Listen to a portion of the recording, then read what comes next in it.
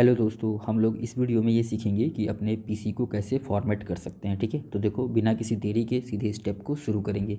और जो हमारा पहला स्टेप होगा वो यही होगा कि सबसे पहले हम अपने पीसी को, लैपटॉप को या कंप्यूटर को, ठीक है, रीस्टार्ट करेंगे। एंड रीस्टार्ट करने के बाद में फंक्शन 12 या फिर फंक्शन 9, ठीक है, F9 या फिर F12 का बटन लगातार दबाएंगे। ठीक है, कम से कम 5 से 6 बारी दबाएंगे। एंड जैसे ही उसको दबा देंगे तुरंत हमारे सामने एक इंटरफेस आ जाएगा और सामने उसके लिखा होगा कि आपने किससे मतलब फॉर्मेट करना है। किससे फॉर्मेट करने का मतलब ये हुआ कि आप सीडी लगा करके फॉर्मेट करोगे या पेन ड्राइव लगा करके फॉर्मेट करोगे। ठीक है, आप जो चीज़ लगाए होगे आपके सामने वो आ जाएगा, स्क्रीन पर लिखा होगा। ठीक है ना। तो फिर उसके बाद आप एरो वाली बटन से अपना चूज़ कर लेना। अगर पेन ड्राइव होगा तो पेन ड्राइव का नाम होगा, उसको चूज़ कर लेना। या फिर अगर वो नहीं होगा तो नीचे लिखा होगा कैसेट के लिए, ठीक है, मतलब सीडी के लिए, तो उस पर आप चूज़ कर लेना। ठीक है, उसके बाद इंटर दबा देना। एंड जैसे ही इंटर को दबाओगे आपका ऑटोमेटिक जो है सॉफ्टवेयर लोड होना स्टार्ट हो जाएगा। ठीक है, अब आपको बस केवल सब्र रखना है और सारी चीज़ों को देखना है कि कब तक होगा। ठीक है, लेकिन बीच में हम आपको कुछ ऐसी भी इन्फॉर्मेशन देंगे जो अभी फॉर्मेट करने के बाद में आपको काम आएगा। तो दोस्तों, जब तक लोडिंग हो रहा है तब तक हम लोग ये समझ लेते हैं कि फॉर्मेट होने के बाद में हमें क्या क्या ज़रूरत पड़ता है। ठीक है, तो देखो मित्रों, वैसे तो सिर्फ ड्राइवर्स की ही ज़रूरत पड़ती है, क्योंकि ड्राइवर अगर हो जाएगा तो आपका ऑडियो सब कुछ एचडी हो जाएगा, ग्राफिक थोड़ी सी एचडी हो जाएगी, और जो सीनरी होती है, मतलब कि जो डिस्प्ले होती है, वो भी पहले से बहुत बेहतर दिखेगा। ठीक है, और ये ऑटोमेटिक उठा लेता है। ठीक है, जिसमें नहीं उठाता है उसके लिए डीबीएस नाम का एक सॉफ्टवेयर आता है, ड्राइवर बैक सॉल्यूशन।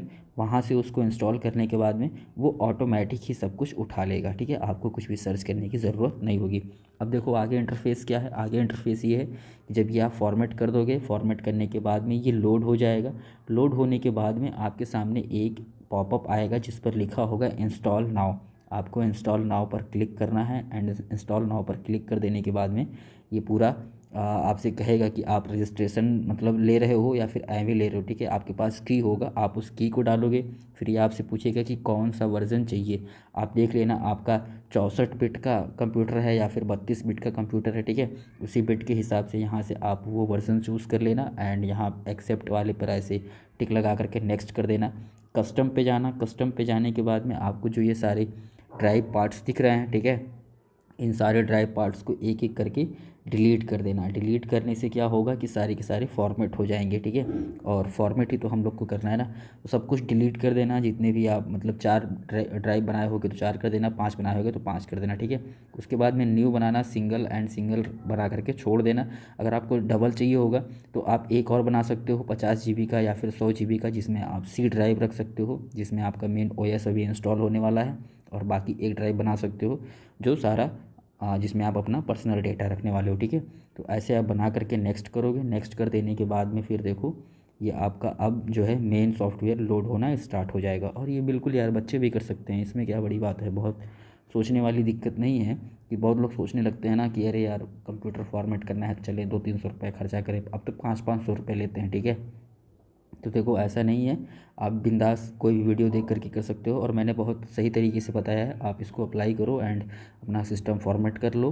और क्या है कि जब ड्राइवर डालने की बारी आएगी तो डीपीएस डाल लेना। डीपीएस डालने से क्या होगा कि आप अपने ड्राइवर को ईज़िली वहाँ से सब कुछ वो खुद डिटेक्ट हो जाएगा यार, उस सॉफ्टवेयर को डाउनलोड करने के बाद में। ठीक है, डीपीएस नाम से होता है। ठीक है, ड्राइवर पैक सॉल्यूशन, वो खुद डिटेक्ट हो जाएगा। फिर आप सारा वहाँ से 1 बाय 1 करके जो आपको ज़रूरत हो उसको वहाँ से आप इंस्टॉल कर लो, वो आपके सिस्टम में ऐड हो जाएगा।